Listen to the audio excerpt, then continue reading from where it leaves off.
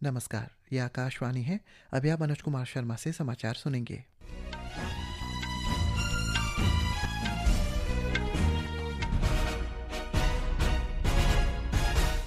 पहले मुख्य समाचार। भारत ने रविवार को अरुणाचल प्रदेश के कुछ स्थानों के नाम बदलने की चीन के कदम को स्पष्ट रूप से खारिज करते हुए कहा कि ऐसे दावे निराधार। अरुणाचल प्रदेश के उप मुख्यमंत्री चाउना मेन को नई दिल्ली स्थित भारत मंडपम में एक सम्मेलन में प्रतिष्ठित ब्रह्मपुत्र गौरव सम्मान से सम्मानित किया गया। प्रतिबंधित उग्रवाद संगठन अल्फा आई से कथित संबंध रखने के आरोप में 7 लोग गिरफ्तार। ये गिरफ्तारियां असम के तिनसुकिया जिले और अरुणाचल प्रदेश के विभिन्न हिस्सों से खुफिया सूचनाओं के आधार पर की गई। प्रधानमंत्री नरेंद्र मोदी ने महिलाओं को सशक्त बनाने के लिए भारत के 21वीं सदी के निर्णायक सुधार के साथ समर्थन का आह्वान किया। विशेष संसद सत्र के पहले नई दिल्ली में नारी शक्ति वंदन सम्मेलन को संबोधित किया। पश्चिम बंगाल और तमिलनाडु में चुनाव प्रचार तेज। विभिन्न दलों के शीर्ष नेता मतदाताओं को लुभाने के लिए रैलियां और रोड शो कर रहे हैं। अमेरिका द्वारा ईरान के बंदरगाह की नाकेबंदी की घोषणा के बाद तेल की कीमत प्रति बैरल $100 के पार। पश्चिम एशिया संकट गहराने के साथ सेंसेक्स में लगभग 1.2% की गिरावट, निफ्टी में लगभग 231 अंक की गिरावट दर्ज की गई। सुविख्यात पार्श्व गायिका आशा भोसले का अंतिम संस्कार आज मुंबई में। और आईपीएल क्रिकेट में आज शाम हैदराबाद में राजस्थान रॉयल्स का मुकाबला सनराइजर्स हैदराबाद से।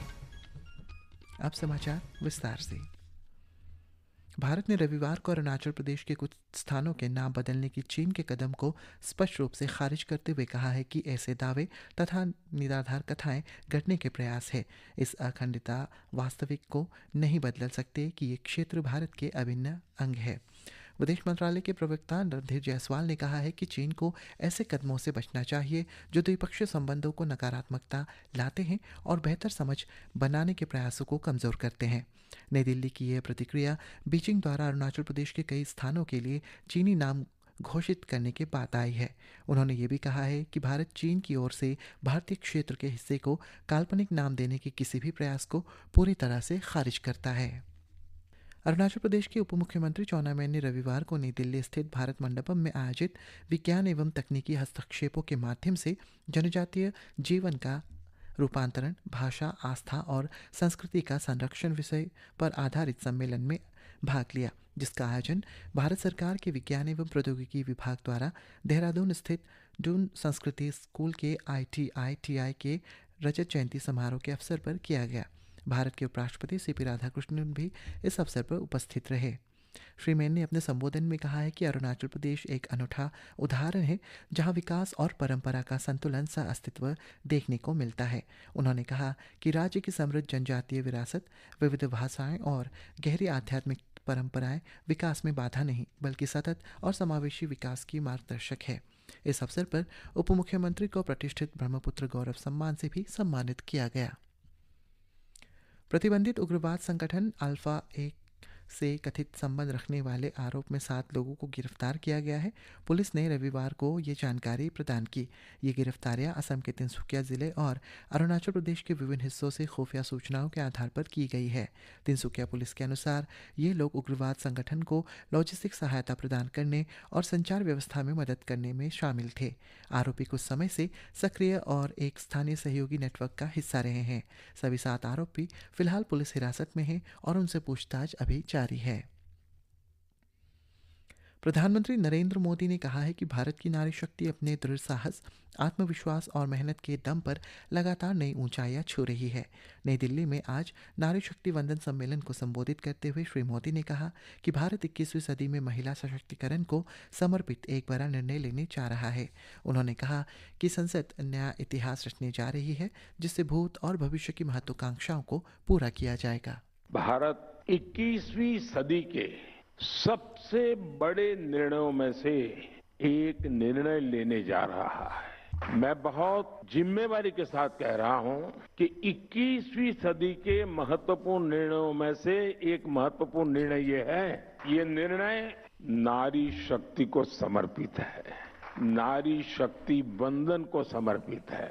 हमारे देश की संसद एक नया इतिहास रचने के करीब है, एक ऐसा नया इतिहास जो अतीत की संकल्पनाओं को साकार करेगा, जो भविष्य के संकल्पों को पूरा करेगा। एक ऐसे भारत का संकल्प जो समता मूलक हो, जहां सामाजिक न्याय केवल एक नारा न हो, लेकिन हमारी कार्य संस्कृति का, हमारे वर्क कल्चर का, हमारी निर्णय प्रक्रिया का स्वाभाविक हिस्सा हो। प्रधानमंत्री ने कहा है कि लोकतंत्र में महिला आरक्षण अति आवश्यक है। श्री मोदी ने कहा है कि महिलाओं की भागीदारी लोकतंत्र को मजबूत करती है। श्री मोदी ने कहा कि पंचायती राज संस्था महिला नेतृत्व का उत्कृष्ट उदाहरण है। श्री मोदी ने यह भी कहा है कि वर्तमान में 14 लाख से अधिक महिलाएं स्थानीय, सार्वजनिक और निकायों में सेवाएं प्रदान कर रही है। आज भारत में 14 लाख से अधिक महिलाएं लोकल गवर्नमेंट बॉडीज में सफलतापूर्वक काम कर रही हैं। लगभग 21 राज्यों में तो पंचायतों में उनकी भागीदारी करीब करीब 50% तक पहुंच चुकी है। लाखों महिलाओं की राजनीति और सामाजिक जीवन में ये सक्रियता दुनिया के बड़े बड़े नेताओं और राजनीति के विशेषज्ञों को भी बहुत ही हैरान करने वाली बात होती है और इससे भारत का बहुत गौरव बढ़ता है। पश्चिम बंगाल और तमिलनाडु में विधानसभा चुनाव प्रचार तेज हो गया है। विभिन्न दलों के शीर्ष नेता मतदाताओं को लुभाने के लिए रैलियां और जनसभाएं कर रहे हैं। वरिष्ठ भाजपा नेता और केंद्रीय गृह मंत्री अमित शाह ने वीरभूम में पार्टी उम्मीदवारों के समर्थन में एक जनसभा को संबोधित किया। उन्होंने तृणमूल कांग्रेस के कुशासन की कड़ी आलोचना की। तृणमूल कांग्रेस की प्रमुख और मुख्यमंत्री ममता बनर्जी ने एक जनसभा में आरोप लगाया है कि नागरिकता संशोधन अधिनियम CAA के बाद भाजपा NRC लागू करने की कोशिश कर रही है। ईरानी बंदरगाहों से जहाज़ों की आवाजाही अवरुद्ध करने की अमेरिका की घोषणा के बाद वैश्विक बाजारों में तेल की कीमतों में $100 से अधिक हो गई है। ब्रेंट क्रूड ऑयल की कीमत 8.5% की वृद्धि के साथ $102.37 प्रति बैरल हो गई है, जबकि वेस्ट टेक्सास इंटरमीडिएट में 9% की बढ़ोतरी दर्ज की गई है और यहां $105.34 प्रति बैरल पहुंच गई है।